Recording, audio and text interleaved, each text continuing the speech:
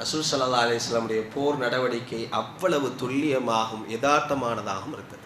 அந்த சஹாபாக்களுக்கு எந்த கணத்திலும் பயத்தை கொடுக்கையில். தோழர்களே, இன்னொரு செய்தி, அதே பத்ருக்களத்தில் அணிகளை சரி செய்யும் போது முன்ன பின்ன இருக்கிற நபி தோழரை பார்த்து ரசூல் ஸல்லல்லாஹு அலைஹி வஸல்லம் சொன்னாங்களே, யாரை பார்த்து சொன்னாங்க? பேர் சொல்லுங்க பாபு.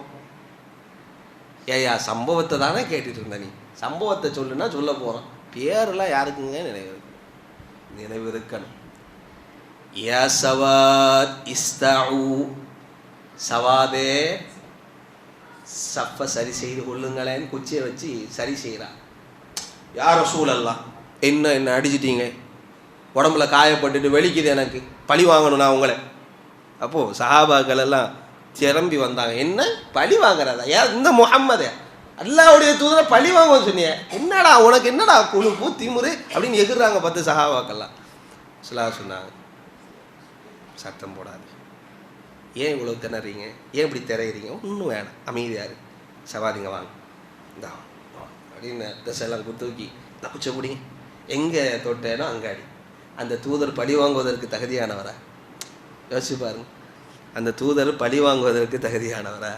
இந்த உம்மத்துக்கு ஹிதாயத்தை வழங்கணும் அல்லாஹ் கிடைச்சபடியா.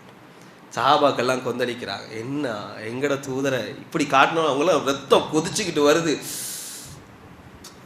ஏண்டா ரசூலுல்லாஹிருந்து ஒரு சஹாபி ஒரு போர்வையை வாங்கினார், நல்ல ஆடையை வாங்கினார். அதுக்கு சில சஹாபாக்கள் ஆடையை தான் வாங்கினார், ஆனால் கொந்தளிச்சாங்க. அல்லாஹ்வுடைய தூதருக்கு ஆடையே இல்லை, ஆனால் அந்த தூதர்கிட்ட ஆடை விரும்பி போட்டார், அந்த ஆடையை போய் நீ வாங்கலாமா? அந்த தூதர் ஒரே வார்த்தை போட்டார், அடே வாப்பா, இதை போட்டு நான் பஜாரில் அப்படி காட்டி நடக்கிறதுக்கு இல்லை, எனக்கு மரணம் வரும். எந்த மரண வேலையில் எந்த தூதர் மேலே பட்ட ஆடை எந்த கஃபன ஆடையாக இருக்கணும் அப்பா, அதுக்கு தான் நான் வாங்கினேன்னார் அந்த சஹாபி. அதுக்கப்புறம் பேச இலையில சஹாபாக்கலாம். அந்த சஹாபி தூக்கி எரிஞ்சிட்டு அந்த ரசூல் ஸல்லல்லாஹு அலைஹி வஸல்லம் உடம்போட அந்த தோளோட தண்ட தேகத்தை ஒட்டிக்கிட்டார், இறுகி கட்டி பிடிச்சிட்டார். ரசூலுல்லாஹி ஸல்லல்லாஹு அலைஹி வஸல்லம் கேட்டாங்க, என்ன சவாதி, என்ன பழி வாங்க இல்லையா, என்ன குத்த இல்லையா, அடிக்க இல்லையா அப்படின்னு கேட்கல.